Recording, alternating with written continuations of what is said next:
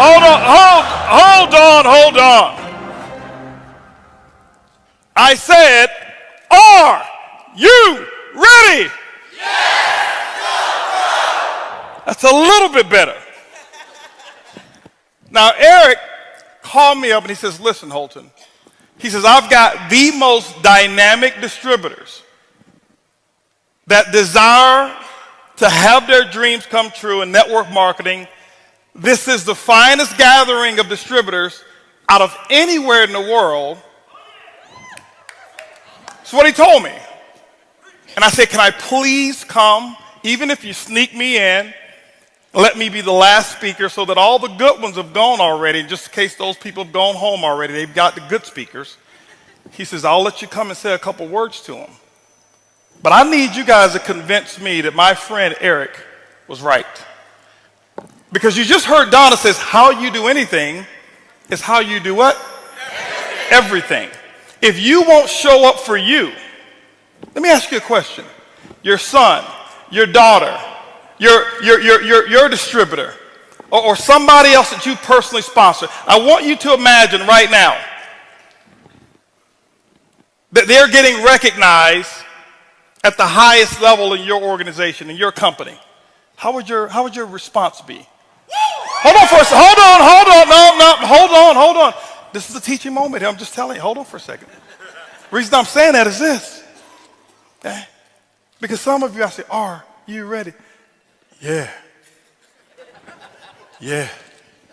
I'm ready. Okay? Now, we're going to do this one more again. Okay?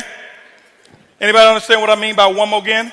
Yeah. Those of you who don't understand, I'll be, politically correct. We're going to do this once again, boys and girls. All right? Are you ready? Yes! Awesome. That's what I'm talking about. Give yourselves a round of applause.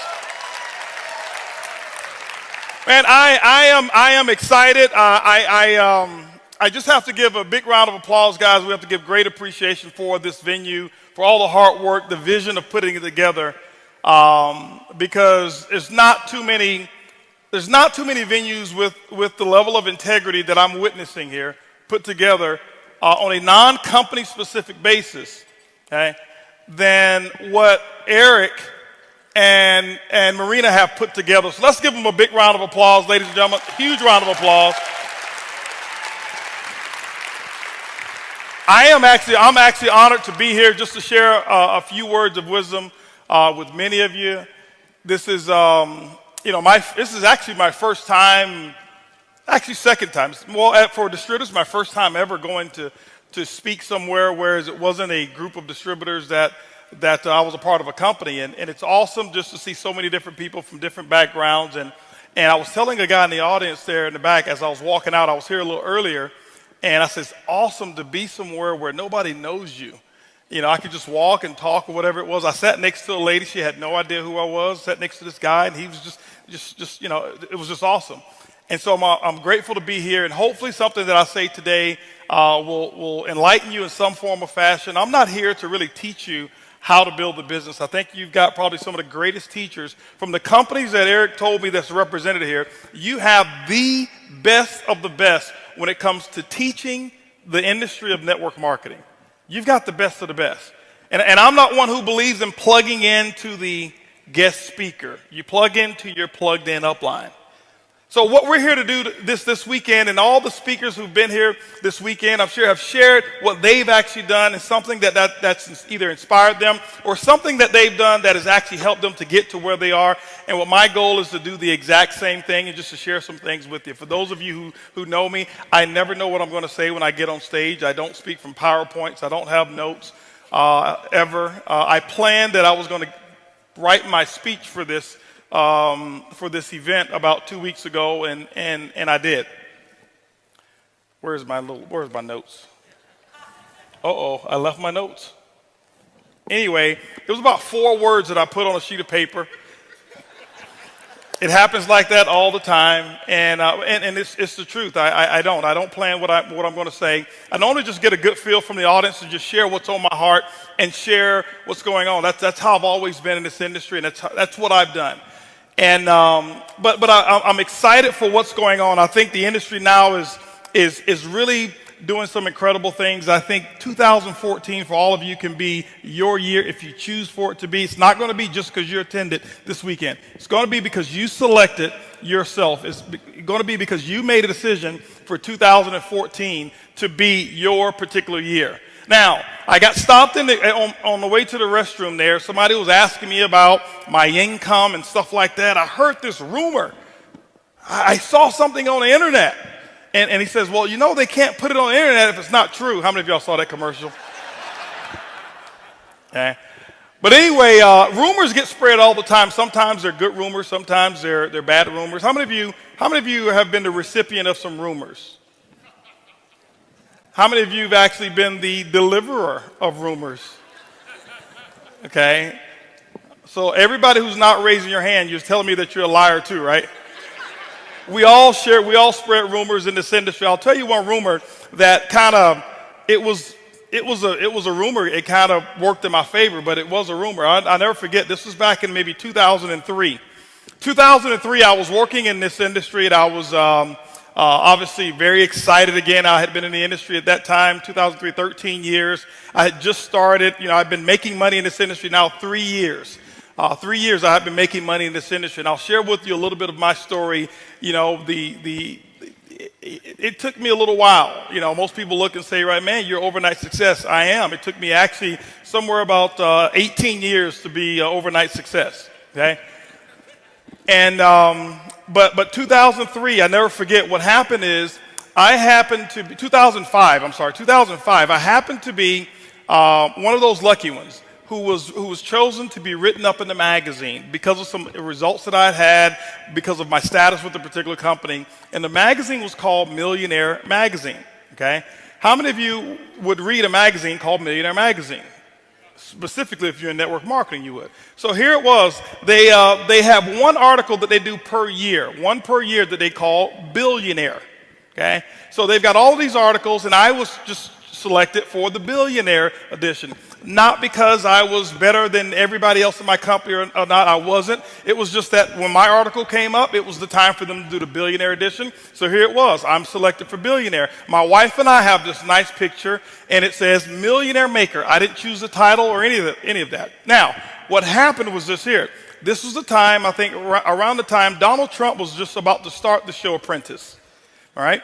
And so there was kind of this debate as to who was going to go on the cover of the magazine, okay? Donald Trump or me, okay? And because I know he was starting his show and I didn't want him to be embarrassed by being somewhere in the middle, I said, Donald, go ahead and take the cover, no problem whatsoever, and he did. He took the cover. So here he is. He's on the cover of this magazine, Billionaire Magazine. They've got Donald Trump on the cover, and somewhere back in there, they've got Holton and Earlene Buggs in there, and here's how rumors get started. I'll never forget, I had a lady in my organization. She was a very good friend of mine, and she asked me about would I get on a conference call and talk to a group of hers that was in the Bahamas. I said, sure, I'll do it. So I get on the phone. I said, Kim, yeah, no problem. I'll get on the phone. And I'll never forget, she had maybe about 15 distributors on the phone call. Now, I'm on the phone call talking to them, excited. They're excited and everything. And then they asked me one question. They said, well, Mr. Buggs, would you be willing to come to the Bahamas to do a presentation? I said, let me think about it. Yes, I'll come. It's the Bahamas, all right? So as I think about it, and then I ask them, how many people will you guys put together in a room if I choose to come? They say, well, we're going to put together 200 people. Now, how many of you have ever been lied to? You're going to do a meeting. They tell you that they know the president, they know the Secretary of State, they know everybody, right? And when you get there, it's different. So I'm expecting 50. They said 200. My expectations are 50. I'm managing my expectations. So, but what had happened was this magazine came out. So Kim, this is what she did. I'll never forget, she took a copy of this magazine cover, color copy of the front of the magazine. And then she took my one-page article and she made another copy of it. She put them together, went to wherever, Kinko's, FedEx, whatever it's called now, and she made one little flyer. All right? So you didn't know who was the cover. You flip it over, I'm on the cover. Right? It's only 2 pages anyway.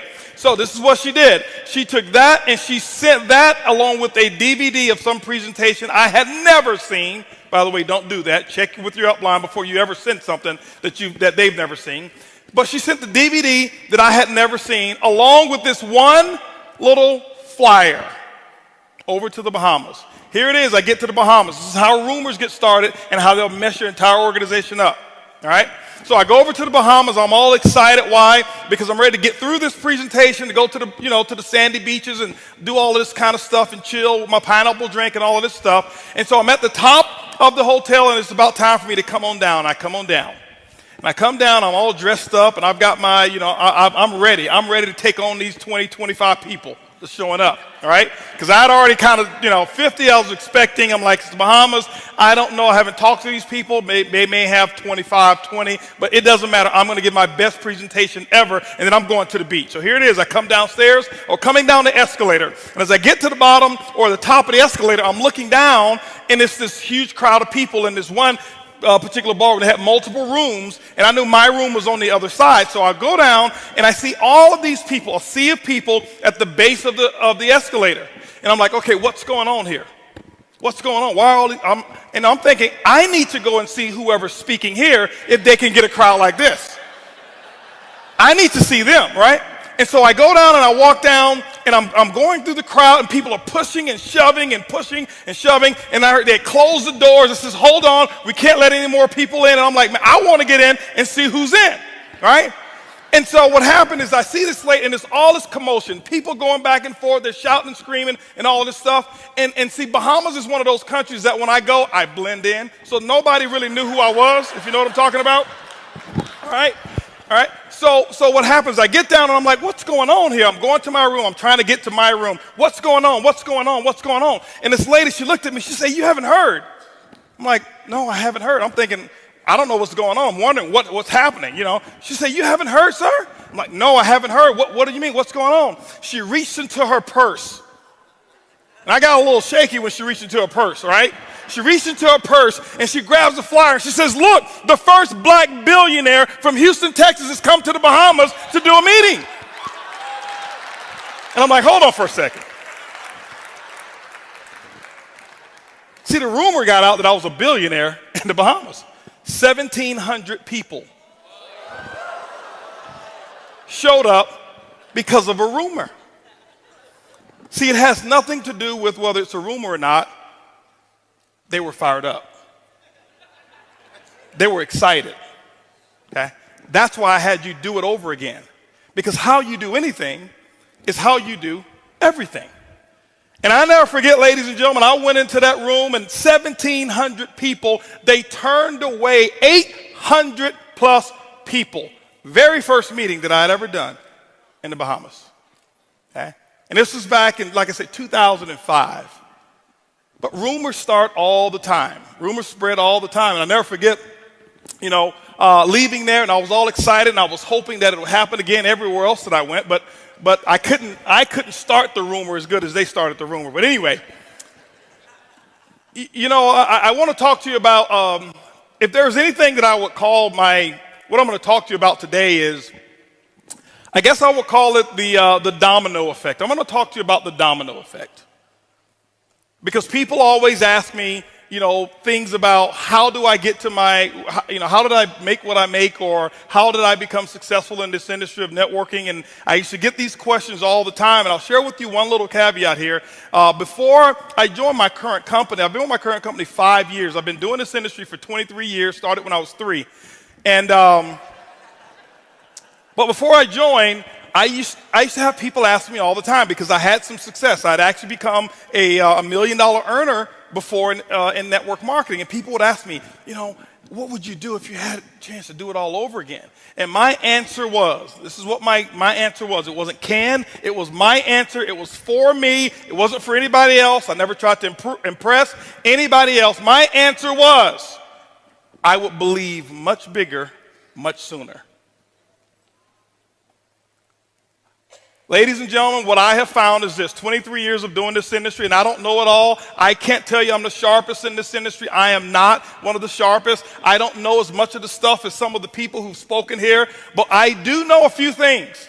And I'm going to talk about just those few things that I do know, a few things that I have mastered. I am not the best at it, but I'm telling you, I am excellent when it comes to a couple of few things that I'm going to talk to you about. But I said I would believe much bigger, much sooner. Why? Many of you right now, some of you here, and before I even go, I want to know, can I tell you the truth? Okay, Eric, do I have permission to tell them the truth? Okay, now, because some of you have squandered a fortune already. Because some of you are waiting until you get to $10,000 a month before you believe. You've already missed millions. I said I would believe much bigger, much sooner. And I would say it over and over and over again. People would always, and they would want to go, they would ask me another question. Well, could you tell me the real answer? I will believe much bigger, much sooner. Okay? And that's what, because I knew that's what I was missing. I knew that's what I was missing because, see, before in network marketing, when I joined, I was 18 years of age when I actually got started in this industry. My first 7 years, I never made more than $500 in any one month. There was 3 separate months that I made $500. But I spent $1,500 on some products. I wasn't so good at math. $1,500, $500 check, 3 months. Now, back then, I had to pay my group out of that $500.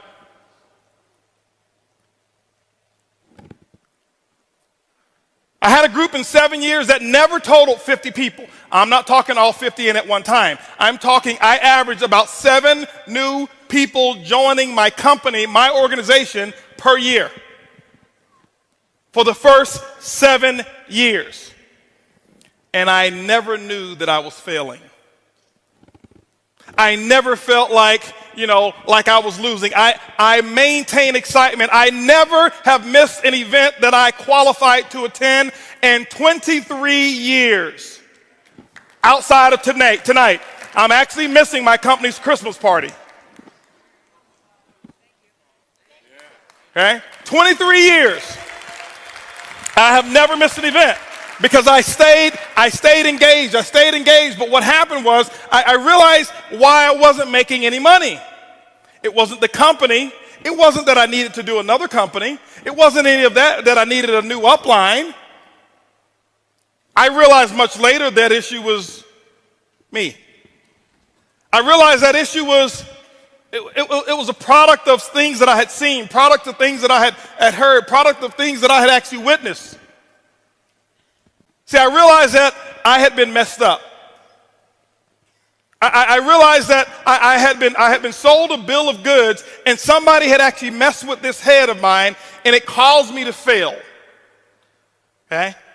And I'll never forget, as a matter of fact, I had a mentor, and I recommend you get a mentor. I had a mentor when I was pretty young, and this is the person, this is why I say you've got to be careful who you listen to. You've got to be very careful who you listen to. But my mentor messed me up. I had to change. I had no idea because they told me a bunch of lies. And I'm listening and I'm following and I'm thinking that they really, really know what they're talking about. And I'm going down one path and I'm getting results that I don't want. But I was plugged into this mentor. As a matter of fact, 5 years ago when I first joined my company, I called up every single person that was in my telephone. This is the first time. Remember, it's 18 years now. 5 years ago was 18 years that I've been in the industry. This was the very first time I had called every single name that I could actually get a hold of. If your name was in my phone book, I called it. And this is the other thing that I did. If your name was in my phone book and I didn't call it, I deleted your number. This is why. I'm going to give you another one, guys. Because I didn't want to carry around negative relationships of people that I didn't want, so I deleted their number. If your number didn't exist, it was in my phone, and I didn't want you in my business, delete.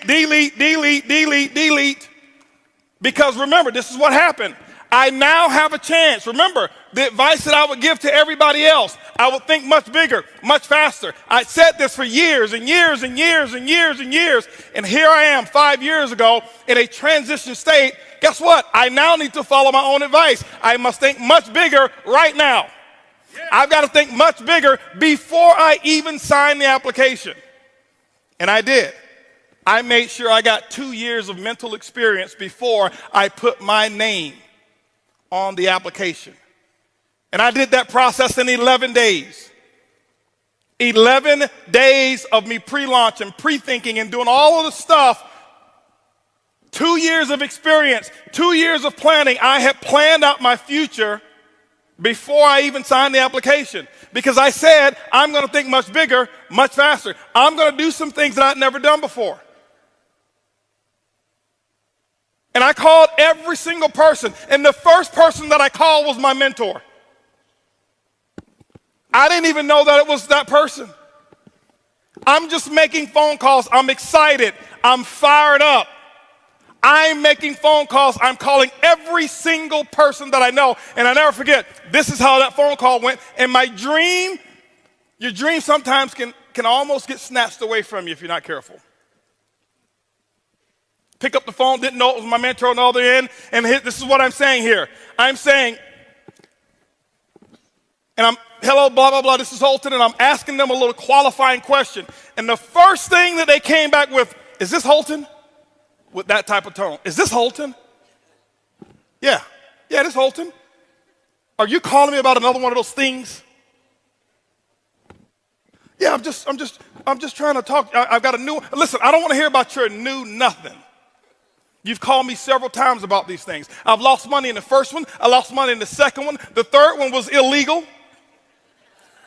This one's probably illegal. You're probably going to go to jail. You're going to lose all your friends and family and all of that kind of stuff. Matter of fact, don't call me no more about your MLM because I really don't even like you. And I'm like, Mom, I just want you to just try. I just want you to be a customer.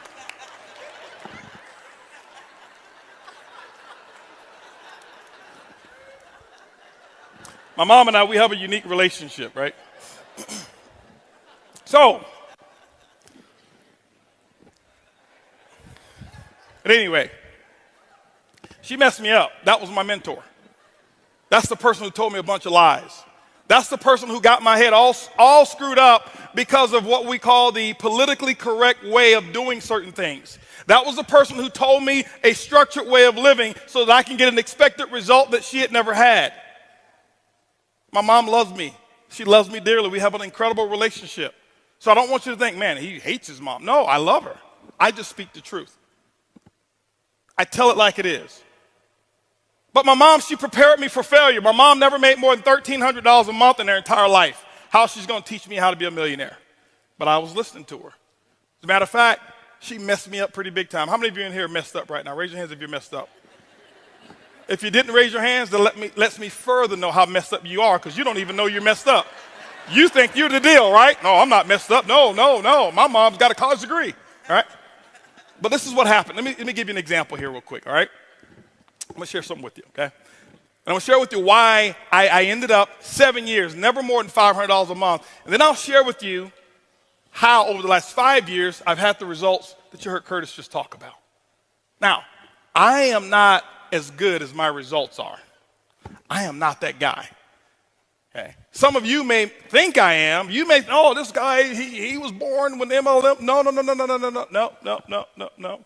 I can't tell you every little secret. I can't tell you every little training topic. I can't tell you every company. I'm really, if you ask people who talk, I'm not a network marketer. I'm not embarrassed. I love our industry. That's why I'm here. I'm a businessman. I happen to use network marketing as a platform to create wealth. I'm a businessman first. Network marketers, you know what they do? They look for other network marketers. They look for other people who've got network marketers to build their group because they don't go out and do it themselves. I'm a businessman. I understand that this industry has the most incredible aspect of leverage to create wealth that I've ever seen before. So I am a business thing. I'm a businessman. Okay? But my mom, she set me up for failure. She used to tell me some things that, just to share with you. Some of you in here probably know my mom. Raise your hands if you know my mom. So only a few people here, 3 or 4 people know my mom. Some of you have been having some secret conversations with my mom because you're messed up too. She used to tell me the secrets to success. Now, I don't understand why she would just whisper these secrets to success. How many of you had your mom before they should just whisper things in your ear?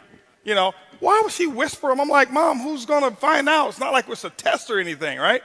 But she would tell me some things. As a matter of fact, I'm going to reveal some of the things my mom used to tell me when I was a little boy that she probably told you, and you've been messing around talking to my mom. I can prove it to you. As a matter of fact, I'm going to say some things, and I promise you, you will finish my sentences. Even if you try to hold back with all the restraint that you want to, you're going to finish them because it's so wrapped up in your subconscious mind. My mom got you. First lie she ever told me, son, listen, if you ever want to be successful, go to school, get a good education so you can get a good job. How many of y'all know that's the biggest lie that's ever been told in America? I'm not here downing jobs. I'm just up on opportunity. Okay? So those of you who have a job, you should be very thankful that you at least have one, and specifically with the way the economy has been. But you never get rich on your job. You get rich when you build your business. She also told me, she says, Holton, listen, she says, watch out for those get rich quick. On your way to success, make sure you play it. Money can't buy.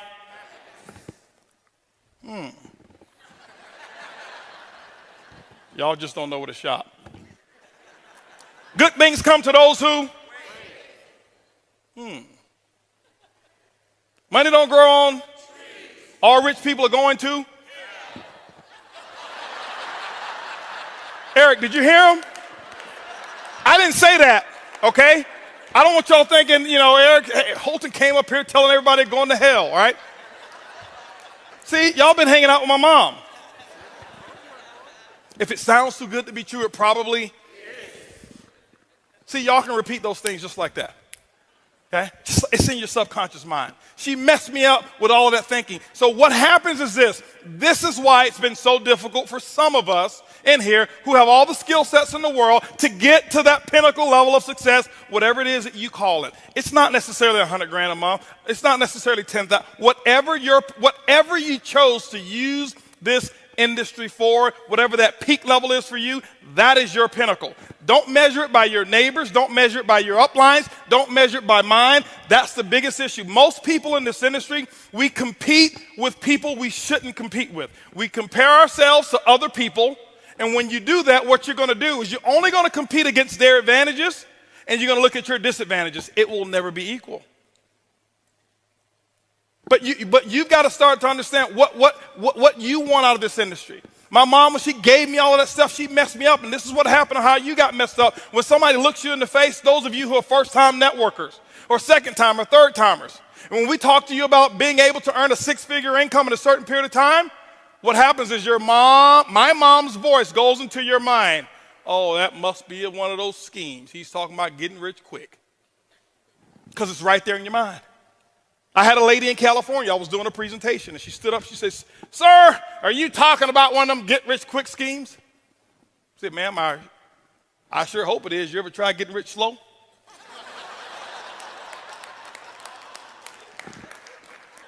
But she messed me up. Okay? Mom messed me up. The domino effect started with mom. Mom messed me up. She started telling me all of these things. She got my head all messed up. She's got my head prepared to work for somebody else. She's telling me how great of an employee I can be and how I need to study so I can be this wonderful employee because she had never, ever experienced the field of entrepreneurial, experience being an entrepreneur. She had never experienced that before. And so here it is. She's giving me the best that she's got, but she messed me up. And so here I was. I'm in a company that now depends on how I think. And I'm using $1,300 a month thinking because that's what my mom made. Okay? That's what she made. She used to always tell me, son, make sure you go get your education. That's something they can never take from you. I'm like, Mom, who want to take it? And why? Why? When I look back on the stuff that she used to say, I'm like, you don't want to get a house that big because there might be somebody else in there living with you and you don't even know it.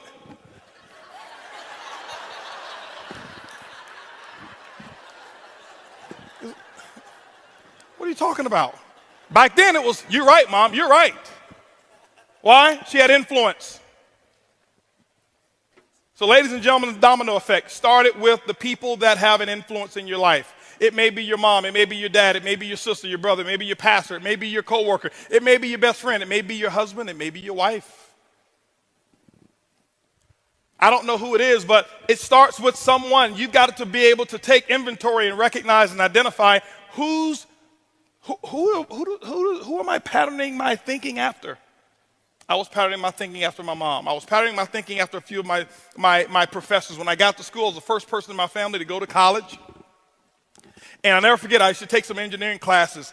And when I was in engineering classes, my professors, because I started network marketing, and I had already sold that, I'd already professed, I am not going to be an engineer. I was just getting through that stuff because I knew I was going to be an entrepreneur. Once I went to that meeting and I saw all of those people and they're dressed up, and they talking about I'm a retired pharmacist and retired this and retired that, and I'm like, nobody's ever told me about this. I'm going to do this. And so my professor, he used to always joke and laugh about me being an entrepreneur all the time. Okay? So my professor had a little influence on me because he was having me question whether or not I should go down this path or whether I should be the world's greatest engineer. Okay?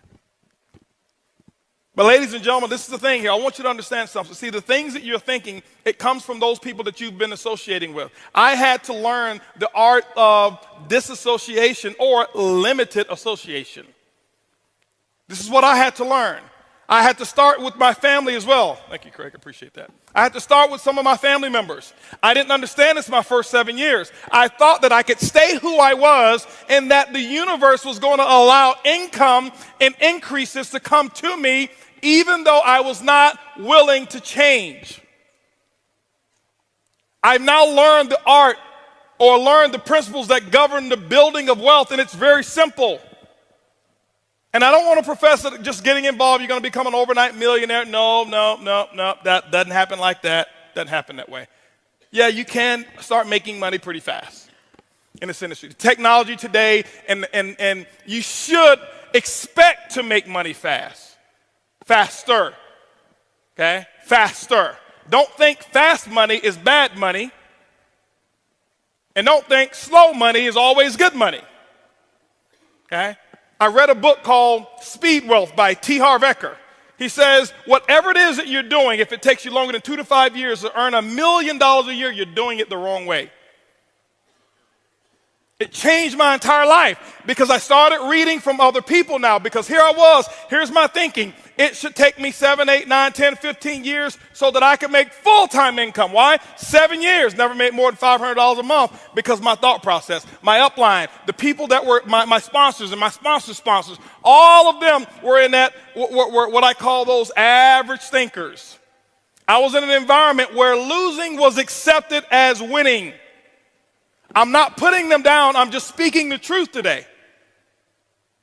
To them, it was just, now, here it was. I'm in a company. I'm seeing other people in this company get involved. After I had been in 2, 3, 4 years, and they're retiring, I can't even pay my gas bill with my commissions.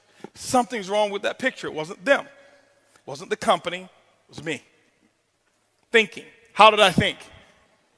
So, ladies and gentlemen, your thought process, you're going to have to change your thought process. You're going to have to alter the way that you think. My goal today in the next few minutes here is just to give you what I call a conscious interrupt.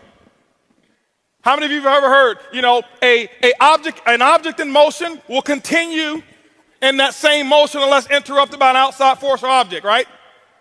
I learned a few things in college, right? Same thing. An object in motion, well, a thought in motion, because a thought is nothing but energy.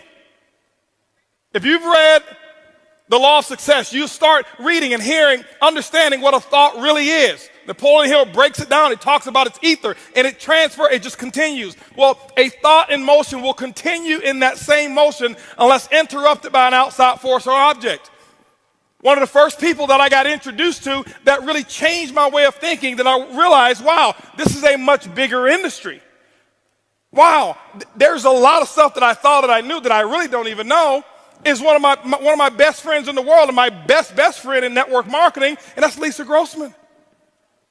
I'm telling you, this lady here, she changed She probably doesn't remember. I remember we got on the telephone one that she had no idea who I was at the time. And I've got a group of my people on the phone. I'm listening to her and she's talking. And I'm like, this lady knows what she's talking about. And I had no idea, but I knew she knew.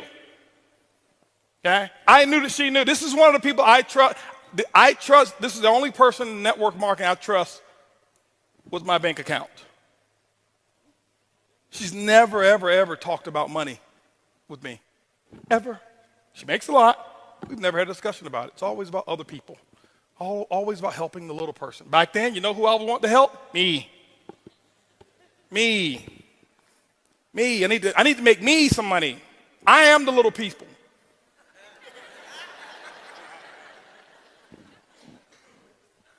And so I start listening to her. I start reading T. Harv Eker's book, and then I got introduced to some other books. Now, while I was in that other company for 7 years, I tell people it's my greatest experience because I never talk bad about it because I learned from the best of the best. I learned culture. I learned I learned how to have people where you can't cut them out with a chainsaw. And I was around it for 7 years. Other people look at it and say it's a bad experience. I never made any money. That's where I made my millions. I just collected them over here. Okay? That's what I did. And so I start to change the way that I think, my thought process. I start to change the way that I think. Why? Because if you start to alter the way that you think, you will start changing the things that you say. I practice disassociation or limited access. I had my family and I told them, I said, listen, I'm sorry, Mom, but I got to put a 5-minute limit time on our conversation because I knew where it was going to go. I love you, but I cannot talk to you for longer than 5 minutes. Okay? Because I was not going to allow anybody to come between me and my dreams. Not my mom, not my dad, nobody. Nobody. Because I read the dream came from God. So if that's the case, I don't think there's anybody he wanted me to let come between them and what he gave me. I didn't come up with the dream. It was given to me. Same thing as yours. By whoever it is that you believe. It came from somewhere else, a higher calling, whatever it may be. So I wasn't going to let anybody interfere with that. Limited association. I had some of my friends. You know what I had to do? I had to back off a little bit. I had to back off. If your friends right now are telling you, specifically those of you who are new in this industry, and I've got information for all levels in here. For those of you who are brand new, first opportunity. For those of you who've been in it 10 years and still haven't made enough to pay your car note. And for those of you in here who are 6-figure earners want to get to 7. And for those of you who are 7 and want to get to 8 figures. I've got information for all of you. But for those of you who are brand new, if your friends are not telling you, oh, you think you're somebody now. Who are you think you are talking all that positive stuff? Man, I don't want to hang around you. All you're doing is talking that positive stuff. If that's not happening, you're not about to make any money. I've got a philosophy. I observe the masses and I do the opposite. Why? Because everybody doing something, that means that that's an average action. I had to learn how to remove average from my actions, from my vocabulary. Now remember, I'm saying all of this stuff. I'm not better than you. I want you to understand where I started. I started with not even being able to make $500 a month, 7 years. Okay? But I had to practice limited association. Now, I don't say it for applause. I appreciate that, but I don't say it for applause. I say it because I want to give to you, because I wanted people to give to me so bad. I want to talk about being able to receive as well, and being able to receive information and the level of hunger that you've got to have so that you can really manage your own expectations to determine whether or not what it is that you really want is what you really want.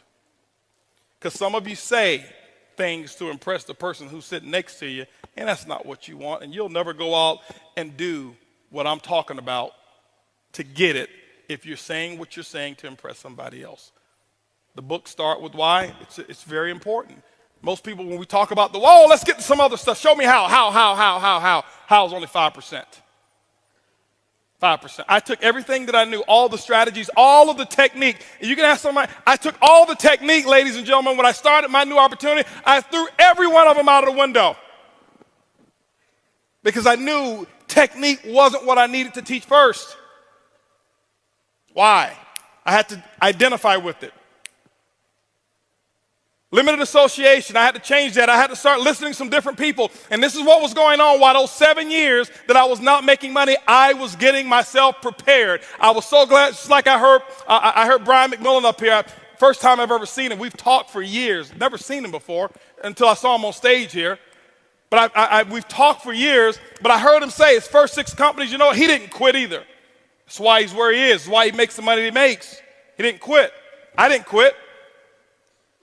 Those 7 years, you know what I did? I learned the importance of books. I learned the importance of tapes. And I can tell you what I did. People say, well, you must be lucky. You got in first?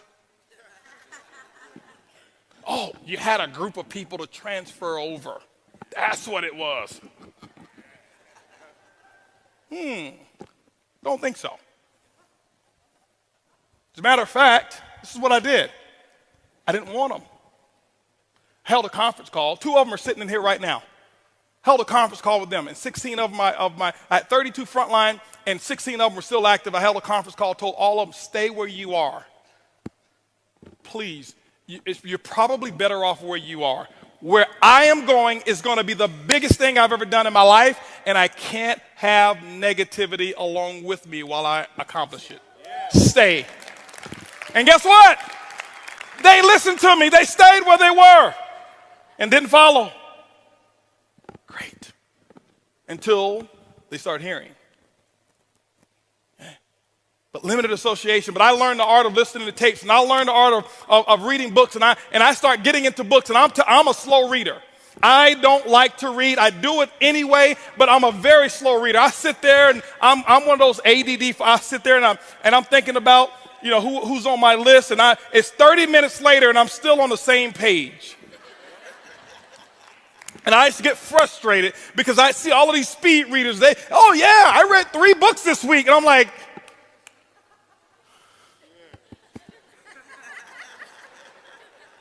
can I get 3 chapters this week? But I did read, and I listened, and then this is what I did, ladies and gentlemen. When I start reading and I start listening, and I start reading the right books, and then I don't read books today. I read chapters. I'm not telling you to do what I do. I just do what works for me. Everybody don't learn the same. I get a book. I find out what's pertinent to me, what's attractive to me about that particular book, and I master that chapter. I don't read it.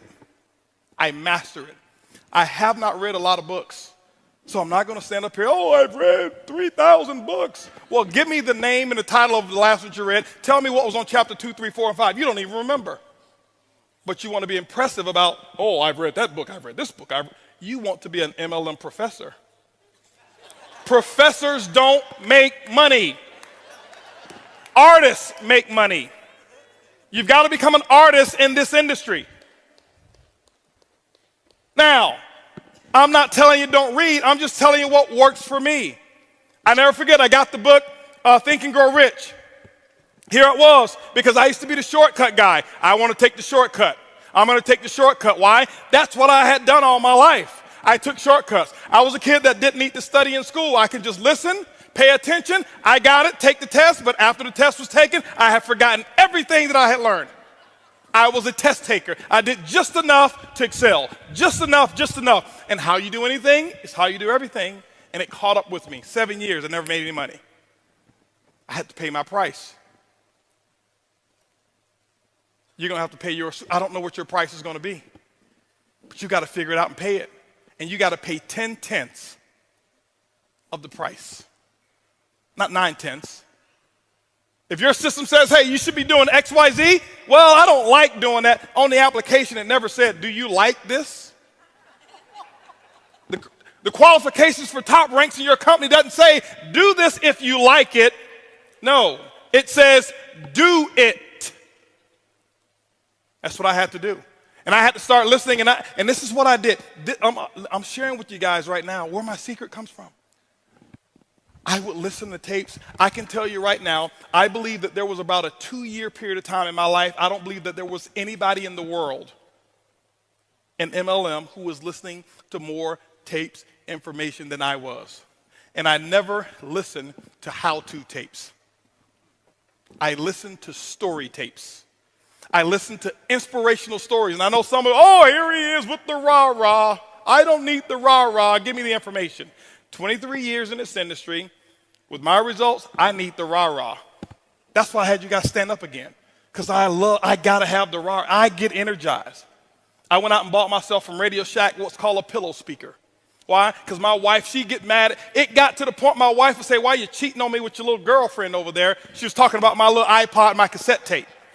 Because I'm walking around the house with the earphones on. I'm just walking around the house. Why? Because I got to change the way that I'm thinking. I got to get this stuff. I got 7 years of this garbage in my mind. 7 years of what my professor, my mom, my dad, everybody was saying, everybody around me who was broke. I was born in Ponce de Leon Projects, Tampa, Florida is where I was raised. That's what I had up in here. I had to get rid of it. And what I would do is I learned the subconscious mind never sleeps, so I take my pillow speaker from Radio Shack. They still sell them to this day. A little disc speaker like this, it's got about 50 holes in it, and you put it up under the pillow. And you know sound is nothing but airwaves, air vibration. And that vibration would go through the pillow. My head would be on the pillow. I can hear it clear as a bell. Earlene couldn't hear a thing. And every day for 2 years, as soon as I hit the bed, my head hit the bed, I couldn't wait to go to sleep because I couldn't wait to learn. I was going out and I was getting that good feeling of what it took to be a champion. You gotta live how it feels to be a champion before you ever do it. You've got to practice it.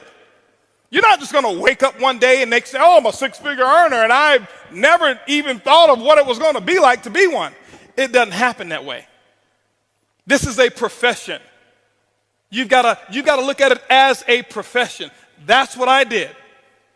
I had a philosophy. If I was sitting, I was reading. If I was driving, I was listening.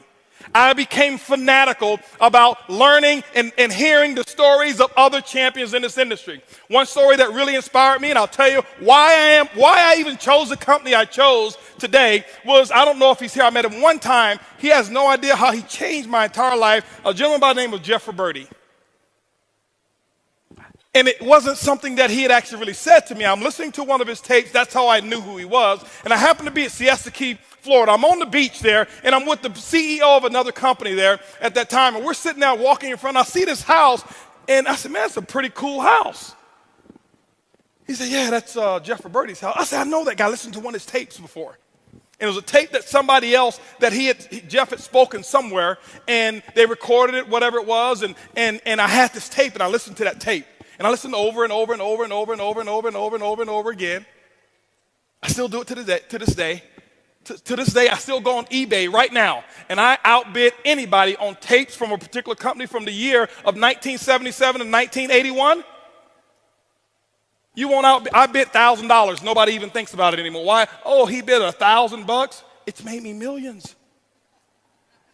You think I'm going to play around? Oh, let me just try to outbid him by $1. No. And I pay somebody to take it from tape, transfer it to CD so I can download it on my iPod. Why? Because I know where I get it from. But he said something, and the guy this is what he told me. It changed my life. I'm telling you, I know for a fact there's certain people who've come into my life that's made a major impact. Most of them don't even know me. My first 2 mentors in this industry, I've never shaken their hands. Ever. They have no idea I exist. But I know everything about their entire family. If I walked up to them and tell them all the things that I knew, they think I was stalking them. I have never got close enough to shake their hand. Never, ever, ever. But I was talking, and I said, he told me this is Jeff's house right here. I said, yeah, I know this guy. I heard about this guy. Yeah, listen. I said, how many people does he have in his group? Now, here's another thing. Here's probably a rumor that worked for me. I don't care if he was even lying. This is what the guy said. I said, how many people does he have in his group? Because I'm thinking, that's what my thinking was at that time. You got to have enough people in your group. He says, well, Jeff doesn't even know how many people he's got in his group. But he's got about 300,000 to 500,000 customers on auto ship, and that's why he makes $300,000 to $400,000 a month. Hello, that's all I need to hear. All I needed to hear. 300,000 to 400,000 customers on auto ship. See, because I had never in the last 10 or 15, 20 years heard or been exposed to anybody talking about recruiting from the company that he was a part of. And he's making that? Oh, okay. See, that was one of those moments where I said, just impact. A thought in motion continues in the same motion unless interrupted by an outside force and object. My thought process now had been deterred. And I start listening and reading more books and reading more tapes, and listening to more tapes and reading. Why? Because I had to change my thinking. And once you change your thinking, the domino effect from your thinking is that you'll now change the things that you start saying. I can listen to somebody for 5 minutes and I can tell whether or not you will be a long-term six-figure earner. Anybody can do it for a year or two. Anybody. That's simple. Oh, I made 6 figures. Did you? How long are you going to keep it? How long is it going to stay? I can get enough people to jump in any opportunity, make 100 grand. How long is it going to stay? See, when I heard his story, he had been doing it for a while. There were people making more money than him, but his was long-term. Met him one time. He still probably don't even know who I am. Met him, shook his hand in Dallas, Texas, told him, thank you for what you, he had no idea what I was talking about. Thank you for doing what you've done. You have no idea how you've impacted my life. But the domino effect is what you think will determine what you say, and you will start speaking like a winner. I had to learn the difference between winning speaking and speaking from a position of lack. I had to have an abundance mentality and start thinking and start saying the things that I wanted versus saying the things that I believed or saying the things that I had. Coming to the meeting this week? Well, I'm going to try. No, you're not going to win this year. I can tell right now. Man, why don't people show up for my meetings when I invite? Nope, you aren't there yet. Well, I invited 10, but only 8 showed up. You have no idea how you're succeeding, but you're not going to make it. Not right now. Not forever, just not right now. Right? Oh, well, you know what? Yeah, you know what? That company over there, our company is better, and this is why you should join because that company, I can tell you all the negative things about that company. You're not going to win long term. Ever. Because you're going to attract people who are just like you. You cannot win. That's one philosophy I have that I teach in our culture. Never, ever, never, ever, ever, ever say another negative thing about another company or another distributor. I don't care what they've done. I don't care what's happened. I see some people and it turns my stomach when a company's having issues and they get excited and they start going after that company's distributor. It turns my stomach. That's the reflection that you want our industry to have. Oh, they're weak, so you're going to go and attack. That's what you're going to do? No, I promise you guys, it doesn't come that way. I've tried that before. I'm not here to pot calling the kettle black. I'm telling you the dumb, stupid things that I used to do until I learned. I wanted see, there's a difference between short-term pleasure and long-term happiness. I wanted happiness. I've had short-term pleasure. I've gotten involved in companies and my first time ever making money in this industry, 90 days after I was in one company, I was at 20 grand a week. Wow, right? Lasted for 4 months. There's no wow now, is it? No. I wanted to do this one time. I wanted the dream that that this industry offers. So you can't go out there talking bad about everybody else and stuff like that. And oh, look at him. This is what he did, and this is what. No, you be strong enough for who you are. I'm telling you this, guys, because it's up to you guys in this room to campaign this. And if you want to, you can actually change the image of our industry if you wanted to. You can do it. I'm telling you. You can. Okay? And so I started changing the things that I was saying, and I start saying stuff now that sounded foreign to everybody else. My mom used to call me, or friends used to call me, "Hey, Holton, how's it going? It's incredible." Hold on, where'd you get that from? Because, you see, you call folks in my family, "How you doing?" "Fair to middling." If I had your hand, I'd cut mine off. "I'm doing all right." Yeah. That used to be me. Why? Because that's who I was around. Those were influential people in my life, so I did what they did. Right? "Holton, you going to be at the meeting?" "Absolutely, I've already bought my ticket." I became an affirmative person. I start speaking the things that I want to speak. And then I bought another book. It's called What to Say When You Talk to Yourself, Dr. Shad Hemstetler. I bought the book. I downloaded the tape. I studied it. Didn't read the whole book. Because it would take me probably 4 years. I didn't have that type of time. So I got it, and I got what I needed to do, and I start writing my affirmations. I start writing them in first person, present tense, with emotion, and I start telling myself how much a winner I was. And I never forget, I used to be in my little 1993 Eagle Talon. It was two-tone, green and rust, real rust. Now, here I was in my Eagle Talon, and I'm listening to Dr. Shad Hemstetler, and what I had done is I recorded me talking to me. It's weird at first. I'm telling myself a pack of lies. I'm telling myself I'm awesome. I'm telling myself I'm $1 million a month earner. I'm telling myself all of these stuff. That was a bunch of pack of lies. And I'm sitting there at the car, and I'll never forget, here I am. I'm in this car. People thought I was crazy because I'm sitting there, and I'm just talking with emotion. I'm just talking, and I'm just talking.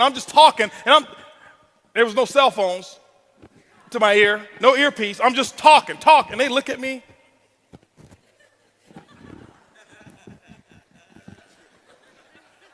But I didn't care.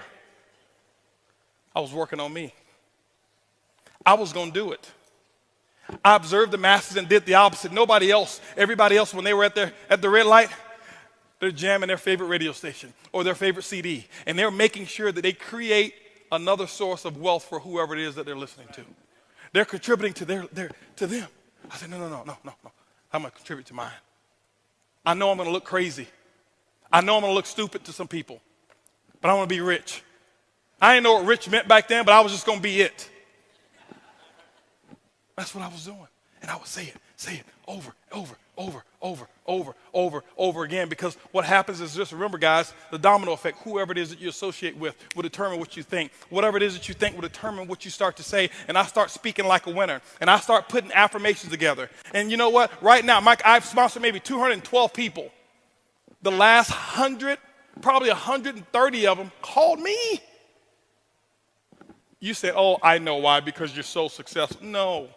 No, this is before I started making this money.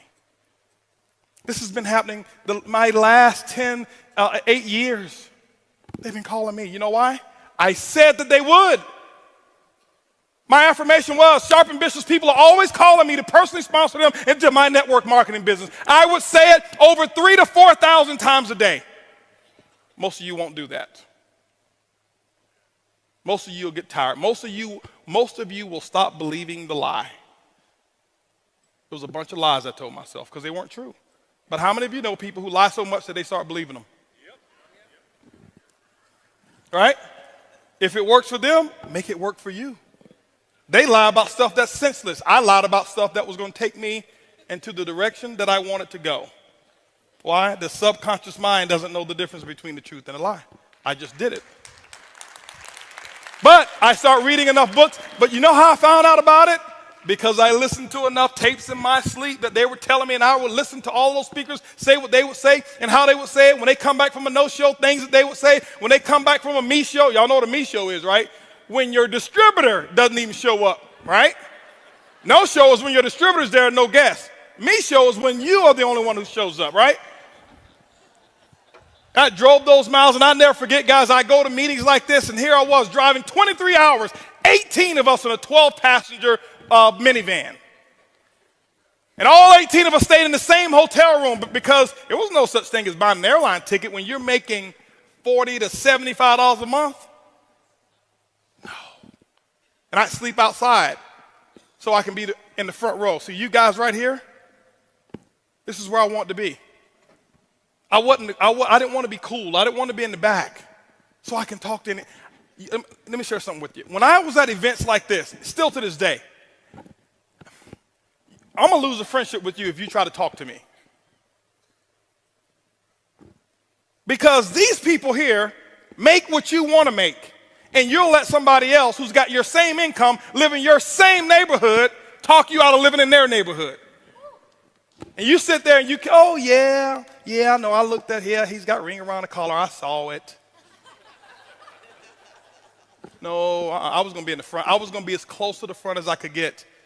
We had this little system that we'd have. The guys, we'd sleep outside. We'd take our little coolers. We'd have our little sleeping bags. We'd sleep out front. Why? If you do it for a Def Leppard concert or a Jay-Z concert, why won't you do it for your freedom?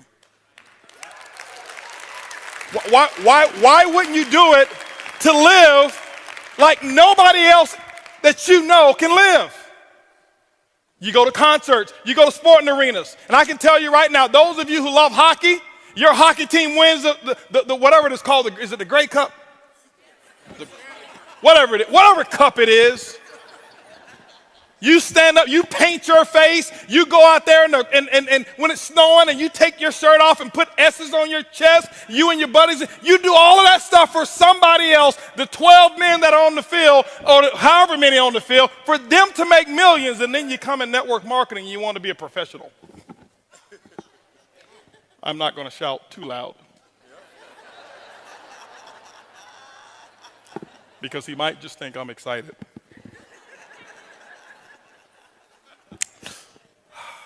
I observed the masses and I did the opposite. That used to be me. I cared so much about what other people said until I started looking at my bank account. And they didn't care about my bank account. But you got to start changing what you say. You got to start saying the things that you want. You got to start speaking it in advance. Ladies and gentlemen, those who know me, you ask Lisa, you ask Eric, I live in the future. I have trained myself so well. Right now, it's boring. This is boring. Today, not this event. The present is boring to me. I never live in the present anymore.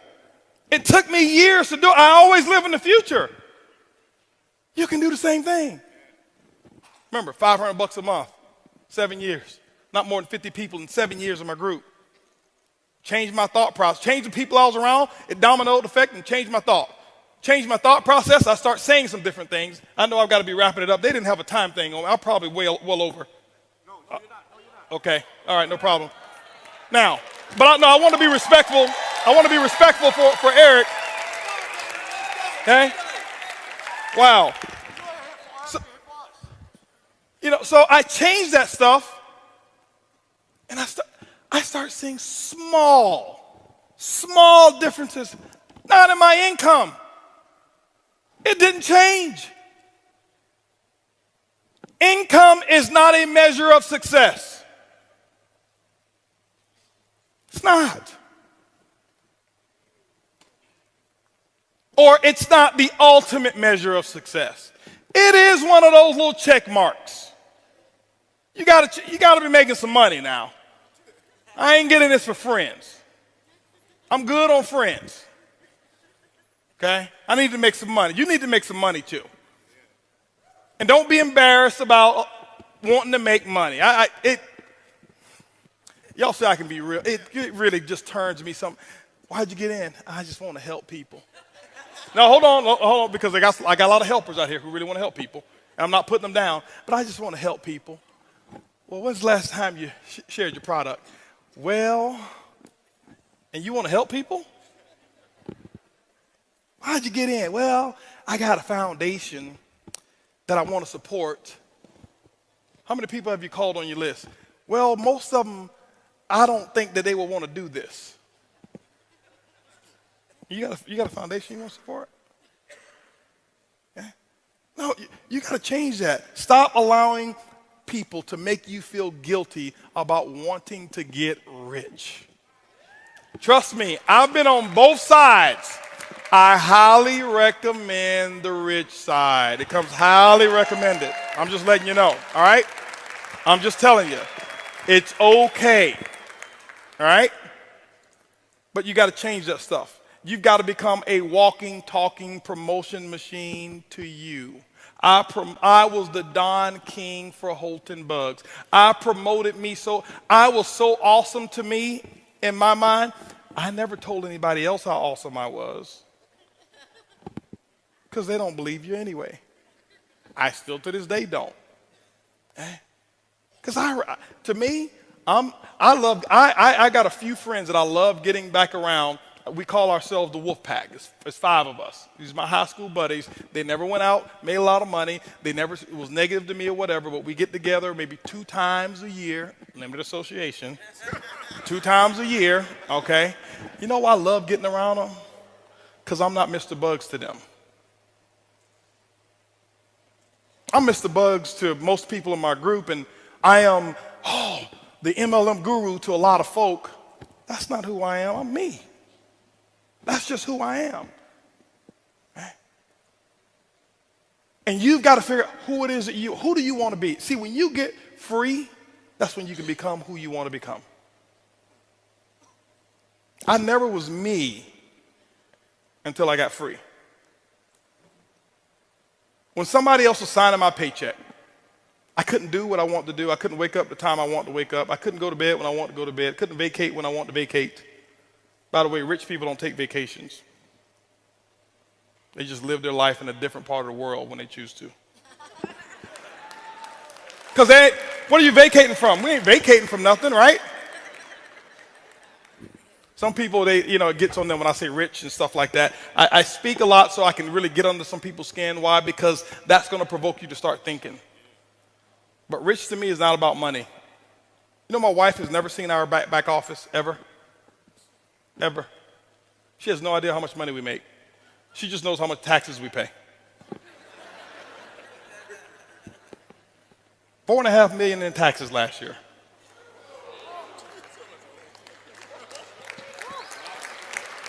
But hold on, guess what? I set a goal that I was going to one day pay $1 million a year in taxes.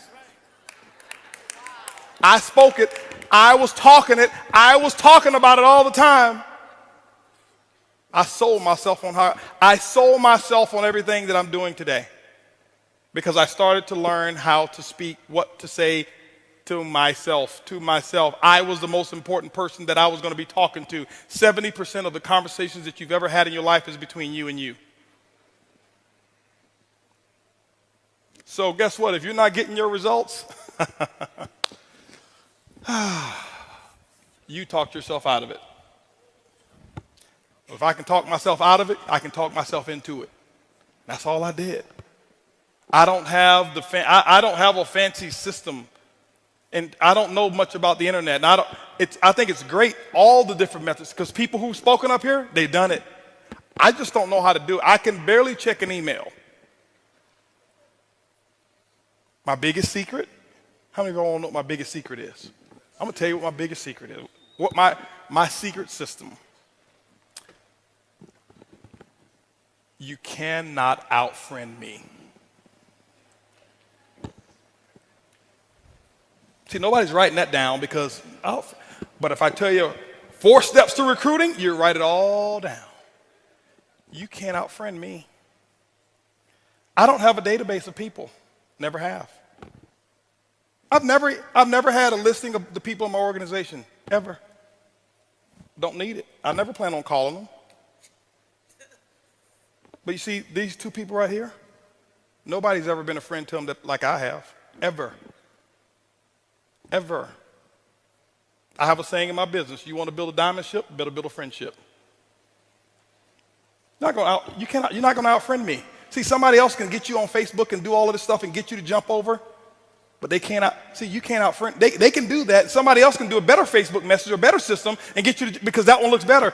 But I'm going to make sure that, now, I'm not saying that everybody that I'm a friend to understands how to be a friend to me. But them being a friend to me has nothing to do with my responsibility of being a friend to them. See, I know that's not that hypey stuff that you expected. It's my secret sauce. It's not a skill set. It's not a technique. I don't use it as a technique. It's real. It's the real deal. I'm going to make sure that if it ever comes to a decision of who gave the most, it's always going to be me who gave the most. I'm always going to tell them the truth even if they don't like it. I'm always going to be there and just do what I know I should do regardless of what they've done to me. Got two guys right here talked about me like a dog when I joined my current company. There were two on my call who stayed. When I remember I told everybody stay, those two stayed. He ain't gonna do it. I can't believe it. Now, before I was a hero. Now that I've chosen something else, he ain't gonna do it. It's gonna crash. It's gonna burn. It's whatever it was. I knew all the things that they were saying. It had nothing to do with me. As soon as my phone rang, he called me up. He says, hey, man, we need to talk. Let's talk. And I've been a friend to him ever since. I learned that in that company I never made any money in.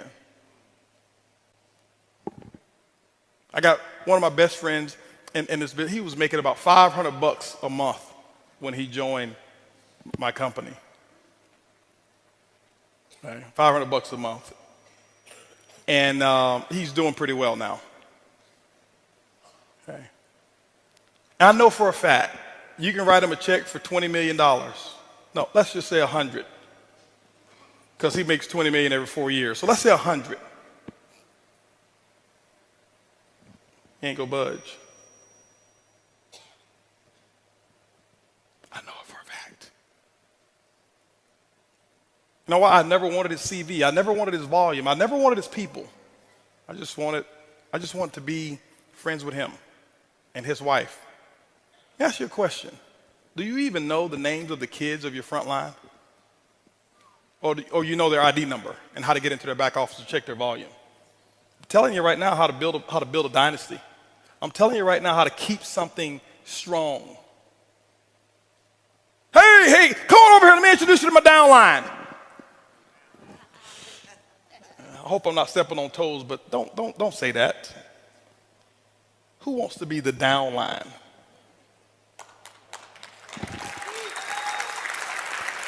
Now, I know you don't mean any harm. You just say it because that's part of the nomenclature of network marketing, but they're people. They got feelings.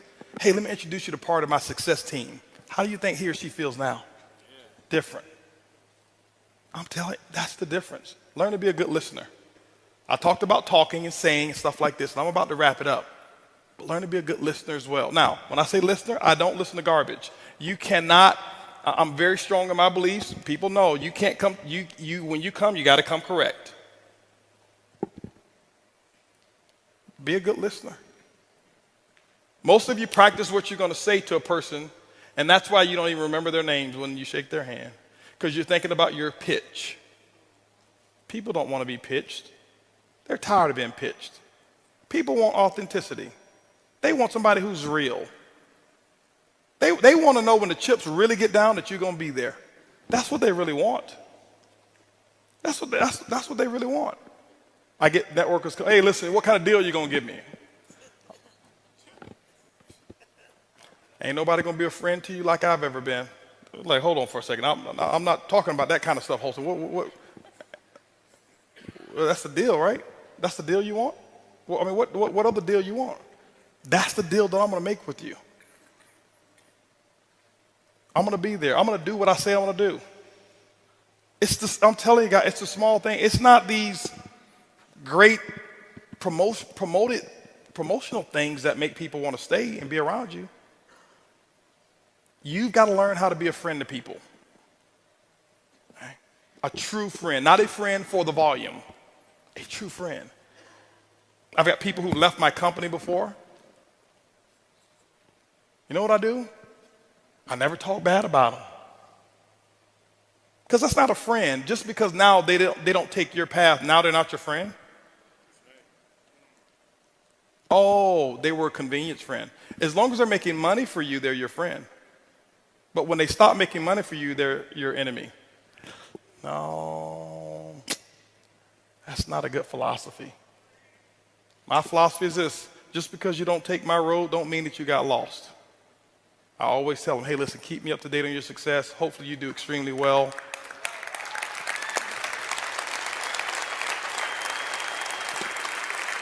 Yeah. It's the difference maker. But see, this is why, as Curtis mentioned to you, I started with non-networkers when I built my current company. Before, I was a networker guy.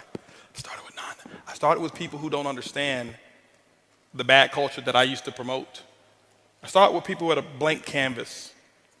And I taught them what we know. I saw another one of my guys over there. First-time networker. I'm not going to call his name. First-time networker. He used to be an engineer too. He's making $170-something thousand a month. 20 months ago, he was at 20 grand a month.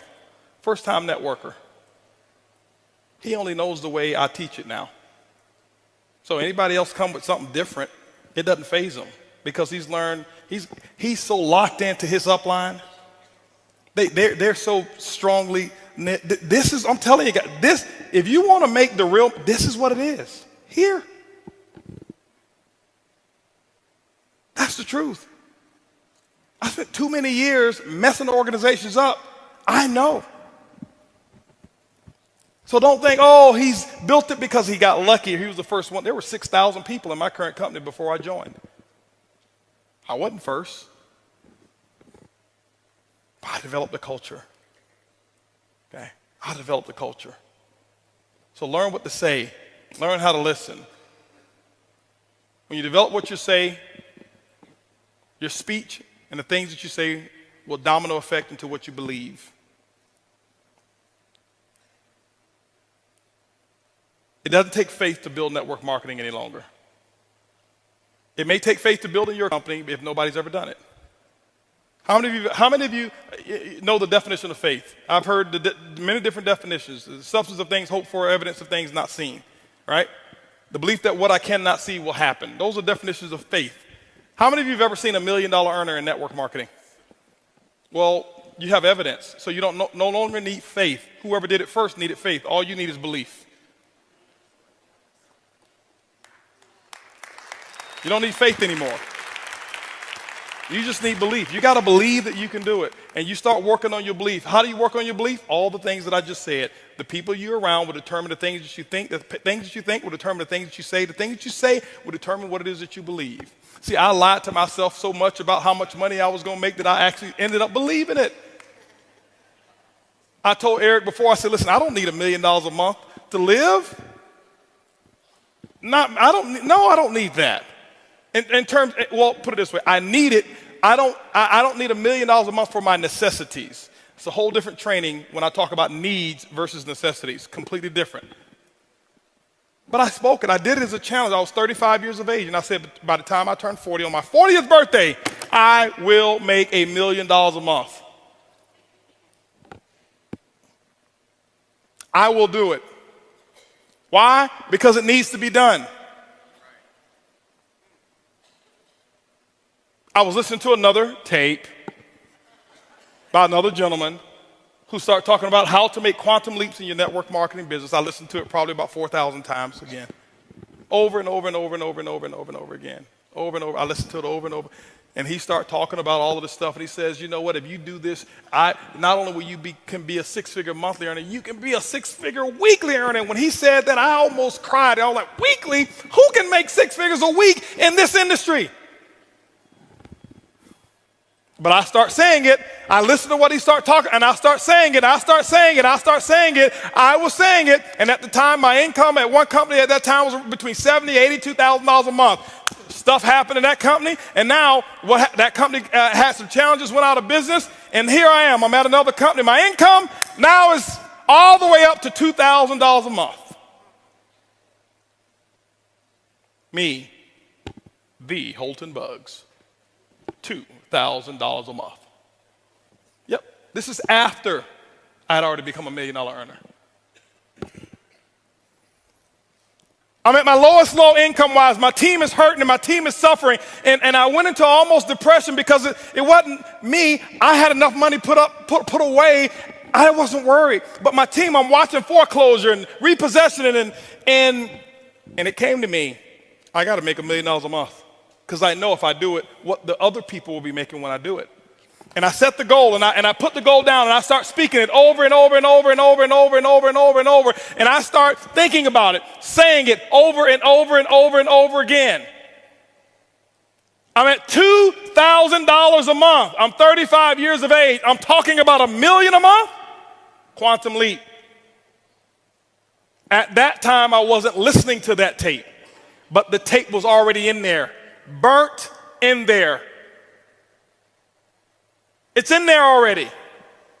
And I'm listening, and I'm listening, and I'm listening.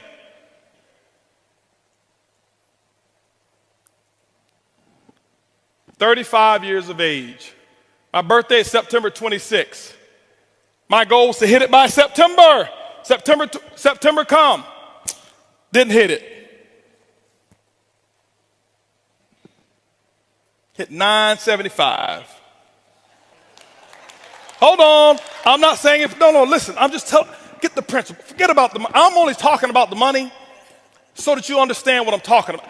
Honestly, I don't even care about the money anymore. I don't. I did before, okay? I don't anymore. So September come, I missed it. November came, I hit it. Then I went back and looked at the exact month that I set the goal. It was November in the first place. I hit it exactly when I said I was going to do it. Exactly when I said I was going to do it. I told Eric one of my other goals, because I set a goal 2010. This is what I set a goal for, and I'm wrapping this up here. This is what I set the goal. I said, listen, I never forget. I started 2011. I listened to somebody. I listened to Jay-Z do an interview. I forgot the guy. It's the Screen Editors Guild or something like that. When the guy sits up and it's nothing but black, and they got the actors out there. Is that what it is? Actor Studio. Did you see the Jay-Z portion? I saw Jay-Z up there, and when I look at anything, I look for the lesson. And I heard Jay-Z say one thing, that he wanted to make something, turn the ordinary into extraordinary. I didn't need to see no more. I watched it for an hour and a half. I didn't need to see no more. That became my theme. 2010 is when I saw it. 2011, I'm doing a conference call. I'm telling everybody, get prepared. We're going to make the ordinary extraordinary. We're going to make the unusual usual. We're going to make what's abnormal normal. We're going to think bigger than we ever have. Yeah, we've done great so far. We've done some good things, but we are going to go out there and make this happen. We're going to set the new level for what's normal. It needs to be that way. I never forget, $10,000 a month used to be the big deal in network marketing. Oh, I'm a 5-figure monthly earner. Then it became, I make $100,000 a year. That was the big deal. After $100,000 a year, it became, I'm a multiple 6-figure earner. The bar kept raising, multiple 6-figure earner. Then it became, I'm a $100,000 a month earner. Whoa, $100,000 a month? And this is what I've realized, ladies and gentlemen. I did my study, and I found out what happened and why it wasn't people making things happen. Typically what happens is this. In most companies, you'll find 1, 2, maybe 3 6-figure monthly earners. And it stops. Not because of the opportunity is bad. They stop growing. They stop thinking. They put a lid on the group. And the 6-figure earner became the big guy or the big lady. And it stops with 2 to maybe 3 of them. And I said, it's not going to happen over here. We're going to think extraordinary. And that was when I had my $1 million a month goal in as well, and all that kind of stuff. And ladies, and now I've created a culture whereas if you're making, we don't put anybody, you can make $20 a month, and we celebrate your success because you earned it. But I can tell you right now, you've got to create a culture in your team, in your company, where the ego doesn't get in the way. You got $40,000 a month earners in some companies that I've been a part of. They walk, where's my chariot to bring me into the meeting? You know I don't walk in without 2 people over here throwing flowers at my feet. I made $40,000 last month.